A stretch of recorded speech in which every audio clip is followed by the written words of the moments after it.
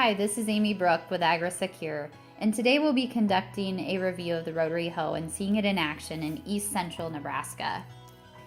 As you can tell in front of you, this is a Rotary Hoe. I actually have it hooked up to a smaller horsepower tractor. It's a 4455. This is our utility tractor, and this is pulling a 40-foot Rotary Hoe. The Rotary Hoe can be very impactful both to a conventional farming setup and an organic farming setup.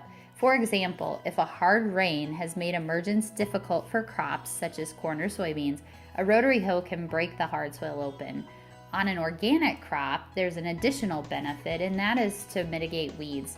For mitigating weeds, the Rotary Hoe is designed to be used post-planting, prior to emergence, at emergence, and it also can be used in early stages of standing crop. From a maintenance standpoint with the Rotary Hoe, there's really a couple things that really need to be paid attention to. The first one being bearings. Make sure each wheel of the Rotary Hoe is free spinning prior to even entry into the field, and also make sure to periodically check this out during your rotations through the field. The reason being is if a wheel does become lodged, either due to a bearing or something getting lodged into it, if there is standing crop, there's a high chance you are going to take out a significant amount of standing crop if that wheel isn't free spinning. The other thing to make sure to pay attention to is the spoons, and the spoons are on the tip of each tine wheel. Make sure to inspect the length and the width, as that is what's giving you that contact with the soil, and that's what's mitigating weeds. Now let's see the Rotary Hoe in action. We're in east central Nebraska in April, and we're standing in the middle of a field of recently emerged yellow field peas. The Rotary Hoe is coming right at us, about 13 to 14 miles an hour. For operating purposes, make sure that the wheels are in constant contact with the soil surface, that you're not operating the Rotary Hoe too fast that it's bouncing. We don't want to see bouncing, and we also don't want to see bouncing out of the seed as well. So make sure that you're operating at a safe but fast rate of speed. You can see this field has heavy residue. We had a great corn crop last season, and a lot of root balls are dancing above the Rotary Hoe bar.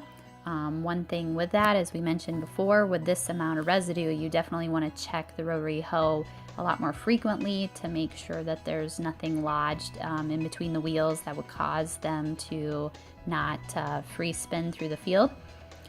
The contact with the wheels to the field is stir-rating that soil, and we're going to go check out these field peas that he passed over to see how they look.